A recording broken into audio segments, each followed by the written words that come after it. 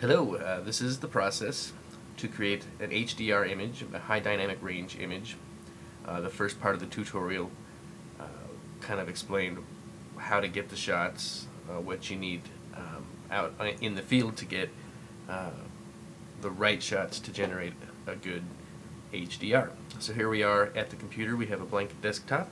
First thing I'm going to do is kind of choose the 5 images we want to turn into an HDR. So I'll go to the folder where I imported photos from just a recent road trip, I think. Without doing too much searching, I'll pick these 5. Okay, so these are the images I'm gonna work with. First thing we need to do is bring them into another bit of software called Photomatix Pro. There are several HDR generating programs out there. I would avoid the Photoshop module only because it's difficult to use. I have never gotten one usable image from it. There are probably people out there who know how to use it. I am not one of them. Anyway, so we're going to go ahead and open up Photomatix and get started here. In order to make an HDR, we need to generate it, so we'll hit the generate, go back and we'll browse out those images we were just looking at here. So, stand by. There we go. Select those 5. And from this point, it'll go ahead and start the conversion. The first box you see is some fairly important stuff to look at. It's kind of an overview of what it's going to do to process the image.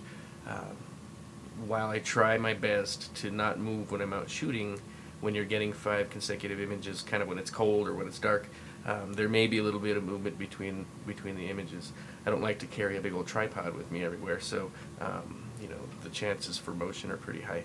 Anyway, so this is the opportunity to kind of mitigate some of those motion issues with ghosting effects and whatnot.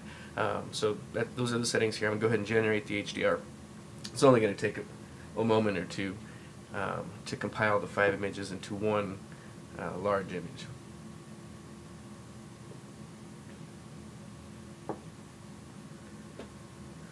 Okay, it's just about done.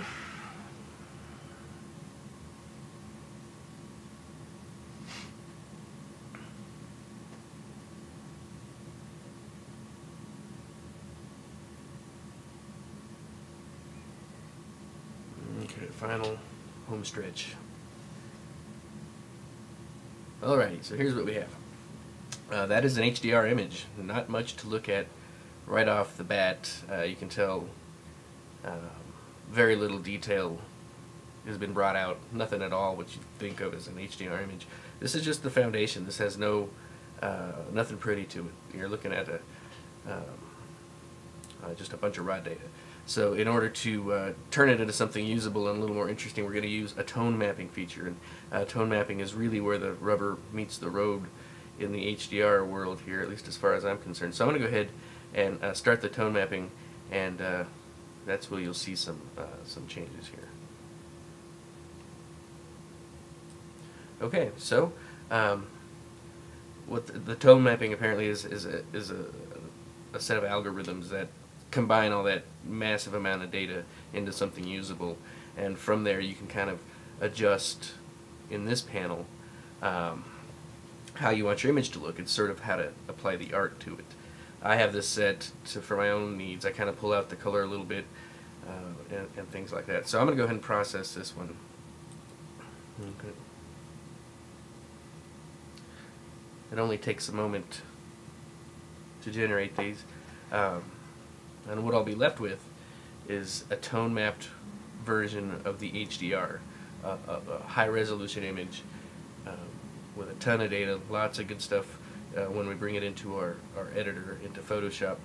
A lot of options with this image. So it's almost done processing.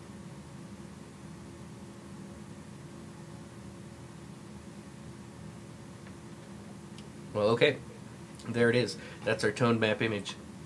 Not much to look at right now. We have a fair way to go before this image is complete. First thing we want to do before we bring it into our data management system, we're going to save it. So we're going to save this as a TIFF, It's a large file. I'm just going to save it right on the desktop with its natural name here. Okay, so go ahead and close that out. Alright, the next part of this is going to be importing into Lightroom, editing, and then exporting out to Photoshop, and that'll be next.